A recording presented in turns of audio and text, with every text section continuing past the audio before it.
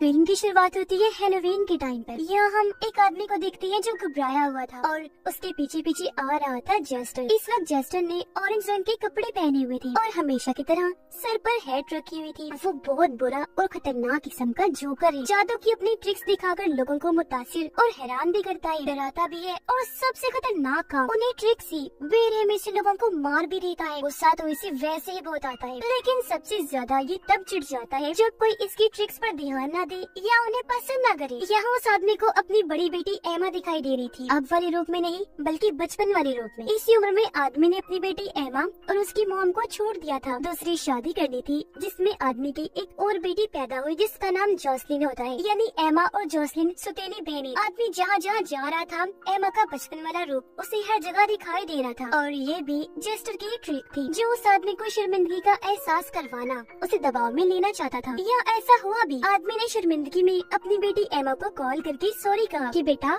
मुझे माफ कर दो, पर एमा ने ये कहकर फोन बंद कर दिया कि मेरा आपसे कोई ताल्लुक नहीं, आइंदा मुझे कॉल मत कीजिएगा क्योंकि सॉरी से जख्म नहीं बढ़ते। उसे बहुत ज्यादा गुस्सा आ गया और अब फोन बंद होने की वजह से आदमी को बहुत दुख हुआ, जिस वजह से जेस्टर उसके पास आ जाता है। वो आदमी यानी एमा की डैड जेस्टर को कहती है, देखो मैंने कोशिश की लेकिन वो मुझसे बात नहीं करना चाहती, जिसका मतलब कि आदमी ये सब जेस्टर के दबाव में ही कर रहा था और अब वो इसमें कामयाब नहीं रहा। इसलिए जेस्टर यहाँ अपनी जादूगरी पर उतर आता है। अपनी पागलों वाली हरकतें करके वो एमा के डैड के गले में फांसी का फंदा ले आया। उसने जैसे ही अपनी टाई को टाइट किया उसके डैड के गले में रस्सी टाइट हो गई। उसने फिर टाई को खींचा जिससे रस्सी भी खींची और एमा के डैड हवा में लटक गई, उनकी मौत हो गई। और ऐसा होते ही जेस्टर उन्हें नीचे पानी में गिरा देता है। अगले दिन एमा के डैड का फ्यूनरल रखा गया। यहाँ खुद एमा भी आई थी, उसकी छोटी बहन जोसलिन और उसके दोस्त भी थे। एमा यहाँ जोसलिन से कोई बात नहीं करती क्योंकि वो उसे पसंद नहीं करती थी। एमा तो बल्कि अपने डैड की मौत पर खुश थी। वो अपनी मॉम को कॉल करके इस बारे में बताती है,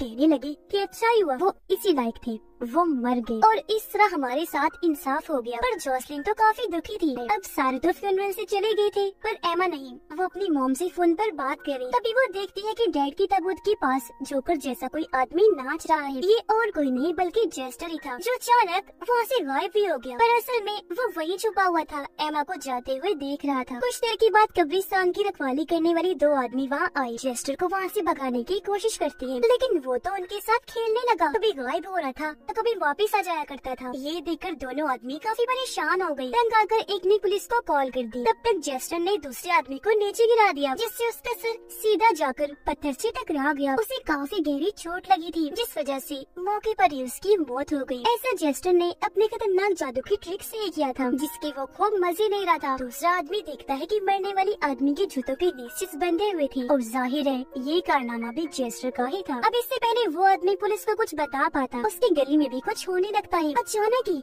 उसे खून की उल्टियाँ होने लगी क्योंकि उसके गले से कुछ बाहर आ रहा था। जब वो चीज निकली तो पता चला कि वो एक साबुत सेब था। अब जाहिर है ये भी जेस्टर की ट्रिक थी। वो जोर से सेब को बाहर निकालता है और इस तरह उसका भी काम तमाम हो गया। अब ये चीज बहुत अजीब थी लेकिन फिर भी जेस्टर बोर होता है और अपनी अगली खतरनाक ट्रिक्स करने के लिए वहाँ से निकल जाता है। रात के वक्त एमा जोसलिन से मिलने एक बार में गई। उनकी बातचीत अभी तक काफी अच्छे से चल रही थी लेकिन जैसे जोसलिन उनके डैड का जिक्र करती है एमा को गुस्सा आ गया। वो जोसलिन को भी काफी बातें सुनाती है और वहाँ से जाने लगी। फिर दुखी होकर अब बेचारी जोसलिन भी यहाँ से जाने लगी थी। उसे एक आदमी रोककर कहता है कि तुम्हारे डैड कोई अच्छे इंसान नहीं थे, मैंने उनके साथ 15 साल काम किया है। मुझे पता चला था कि उनके बहुत सारे राज हैं, बहुत सारे उनके डीमंस शैतान थे। उन्हीं में से उनका एक डीमन जेस्टर भी था जो उनसे उल्टे सीधे काम करवाया करता था। उधर एमा जब जा रही थी तो जेस्टर उसे रोक लेता है। वो उसके सामने ढेर सारे कार्ड्स लाकर एक चुनने को कहता है पर ये चीज एमा को पसंद नहीं थी तो जान छुड़वाने के लिए एमा सामने वाले स्टोर में चली जाती है।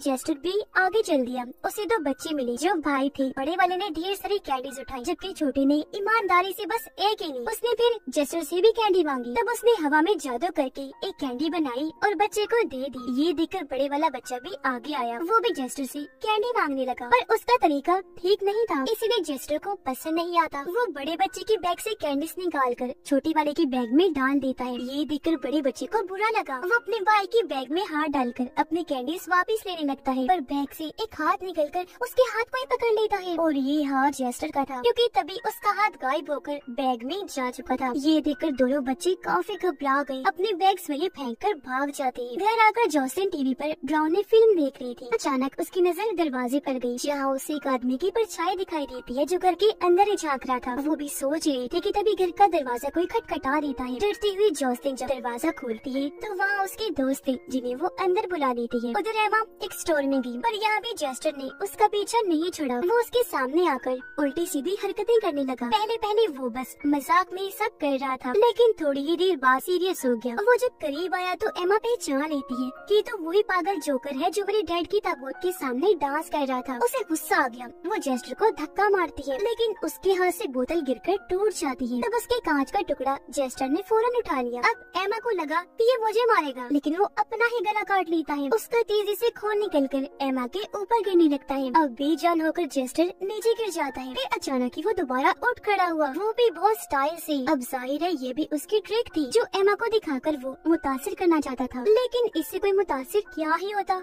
वो डर की वजह से वहाँ से भाग जाती है। दोबारा से उसे स्टोर में आ गई। उसके चेहरे पर खून लगा हुआ था, तो उसकी हालत देखकर स्टोर का मालिक पुलिस को यहाँ बुला लेता है। कुछ देर में यहाँ दो पुलिस ऑफिसर्स आ गए, एमा से पूछताछ करने लगते हैं। हालांकि एमा ने जेस्टर के बारे में उन्हें सब कुछ बता दिया, लेकिन जाहिर है उसकी बातों पर यकीन कर पाना मुश्किल था। पुलिस को ये लगता है जैसे यहाँ कोई मजाक चल रहा था। उनके जहन में भी कई सारे सवाल उठने लगते हैं, जिनका जवाब बनकर जेस्टर खुद ही स्टोर के अंदर आ जाता है। वो उनके सामने एक हथकड़ी निकालकर अपने दोनों हाथों पर लगा लेता है, लेकिन अगले ही पल वो हथकड़ी उसके हाथों से गायब होकर दोनों ऑफिसर्स के हाथों में लग जाती है। अब इससे पहले वो कुछ समझ पाती, जेस्टर ने अपनी हेड से एक ऑफिसर्स का सर ढक दिया और अब जैसे हेड हटाई गई, हैरत ऑफिसर का सर ही वहाँ से गायब हो जाता है। तो बगैर सर के वो तड़पने लगता है। ये देखकर दुकान के मालिक की तो हालत ही खराब हो गई, जल्दी से वो यहाँ से भाग जाता है। दूसरा ऑफिसर अपनी हथकड़ी खोलकर जेस्टर पर गन तान देता है, जबकि जेस्टर तो ऑफिसर के बिना सर वाले जिस्म के साथ डांस कर रहा था। ऐसा करने में उसे बहुत मजा आ रहा था। ऑफिसर गोली चला देता है,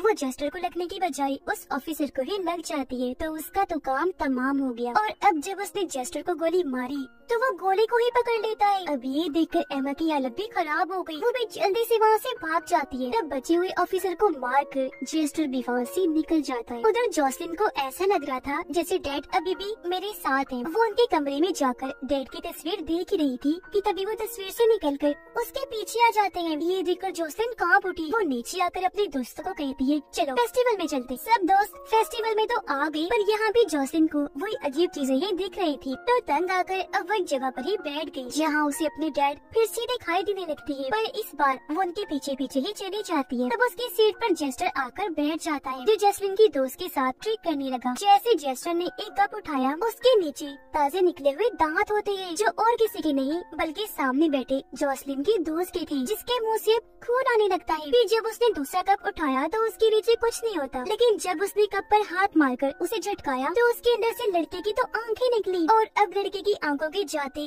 वो दर्द से चिल्लाने लगा, और अब वो इसी हालत में चारों तरफ भागने लगा। तो उसकी हालत देखकर लोग डरते हुए भागने लगे। कुछ नजर न आने पर लड़का सीधा अपनी दोस्त के ऊपर जाके गिरता है, इसीलिए उसकी दोनों दोस्त उसे पकड़ के साइड में ले जाते हैं। उन्होंने देखा कि जॉसलिन एकदम सुन खड़ी है, क्योंकि इस वक्त वो ख्याल में अपने डैड के साथ अपना बचपन देख रही। और अब जेस्टर जॉसलिन की दोस्त के पास आकर उसकी टांग में अपनी छड़ी अटकाकर टांग ही तोड़ देता है। फिर जब उसने जॉसलिन की तीसरी दोस्त को खामोश रहने का इशारा किया तो उसका गला घुटने लगा। इसी बीच जॉसलिन भी अपने ख्याल से बाहर आ गई थी। वो जेस्टर के पास आकर उसे कहती है कि प्लीज इन सबको छोड़ दो, तुम जैसा कहोगी मैं वैसा करने को तैयार हूँ।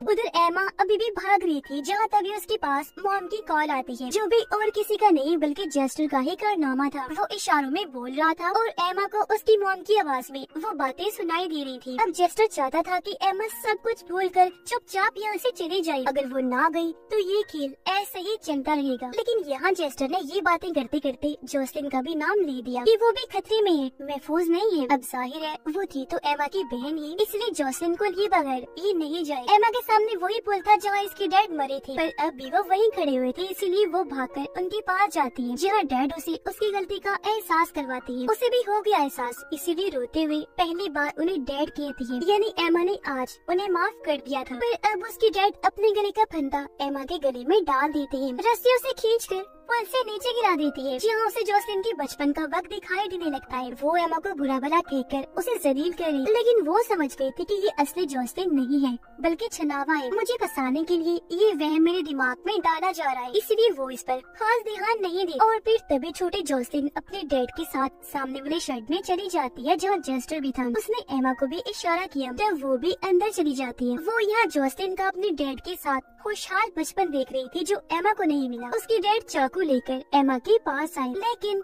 अपने ही सीने में चाकू घुसाने लगती है, जो देखकर एमा को बहुत बुरा लगा। वो रोने लगती है। ये देखकर उसकी डैड कहती है कि अब क्यों रो रही हो, मेरे फेयरवेल पर तो खुश हो रही थी। ये सब दरअसल छलावा था। इस वहम की दुनिया में उसके डैड एमा को शर्मिंदगी महसूस करवाना चाहती थी, ताकि वो यहाँ पूरी तरह टूट जाए। जहाँ पहले तो एमा मजबूत रही, लेकिन अब टूटने लगती है। जोसलिन भी अब बड़े बने रूप में आ गई थी। ये भी एमा को बातें सुनाकर खूब जलील कर रही थी। जोसलिन अपने डैड के अंदर से चाकू निकाल कर एमा को देती है, ये कह कर के जाग जाओ और ये खुद को मार लो। लेकिन यहाँ एमा खुद पर कंट्रोल कर लेती है, खुद को टूटने से बचा लेती है और जोसलिन को बोली कि तुम असली नहीं हो, बस छलावा हो, मैं तुम्हारी चाल में नहीं आऊंगी। ये कहकर उसने जोसलिन के पेट में ही चाकू से वार कर दिया। इसी के साथ वो वापस असली दुनिया में आ गई, जहाँ भी उसने सच में जोसलिन पर चाकू से वार कर दिया था। जो चीज उससे जेस्टर नहीं करवाई थी, उसे वहम में डालकर। ऐसा होते ही वो एमा के लिए तालियां बजाने लगता है। लेकिन अब क्या हो सकता था, वो बेचारी नीचे गिर गई, उसकी हालत मरने वाली हो जाती है। एमा भागकर उसके पास आई। जोसलिन कहती है कि तुम टेंशन न लो, मैं जानती हूँ कि ये तुमने जानबूझ के नहीं किया, बल्कि तुम नींद में थी और तुमसे जेस्टर ने करवाया। पर इस सबसे एमा गुस्से में पागल हो गई। वो चाकू लेकर जेस्टर के सीने में भी कई बार वार करती है, लेकिन उसे हल्की सी खरोच तक नहीं आई। वो जेस्टर पर चिल्लाई कि मेरे साथ तुमने जो भी करना है करो, पर अब मेरी बहन जोसलिन के पास भी मत आना। ये सुनकर जेस्टर बगैर कोई बात कहे वहाँ से निकल जाता है। और अब हम कुछ दिन के बाद का वक्त देखते हैं, जहाँ एमा अपने डैड की कब्र पर आई अपने दिल का बोझ हल्का करने के लिए। वो यहाँ और भी कई सारी बातें अपने डैड से कहती है, और ये सारी बातें पास खड़ा हुआ जेस्टर भी सुन रहा था। यानी जेस्टर अभी भी इसके साथ है। वो यहाँ एमा को भी अपने कंट्रोल में करने की कोशिश करता है। एमा इसके बहकावे में नहीं आती। जेस्टर अपने मकसद में क्योंकि फेल हो गया, तो वहाँ से चला जाता है। यहाँ से एमा सीधा उसी बार में जाती है, जहाँ जोसलिन अपने दोस्तों के साथ उसके आने का इंतजार कर रही थी, और जोसलिन को एमा ने बचा लिया था। यानी कि अब इन दोनों बहनों का रिश्ता यहाँ पर काफी अच्छा बन गया था। पर इस सब में जोसलिन का दोस्त ट्रिक्स ने बेचारा ऐसे ही मारा गया। यहाँ हमें पता चला कि जेस्टर दोनों बहनों खास तौर पर एमा को तोड़ना चाहता था, पर वो मजबूत रही। टूटने से उसने खुद को बचा लिया। इसे न सिर्फ उसकी जेस्टर से जान छूटी, बल्कि उसने अपनी बहन को भी बचा लिया, क्योंकि जेस्टर इंसान की कमजोरियों को उसके खिलाफ इस्तेमाल करके उसे तोड़ता, फिर उसे मार देता है। क्योंकि वो पागल जोकर है, तो ऐसा करने में उसे मजा आता है। और इसी हैप्पी एंडिंग के साथ ही इस फिल्म की कहानी भी यहीं पर खत्म हो जाती है।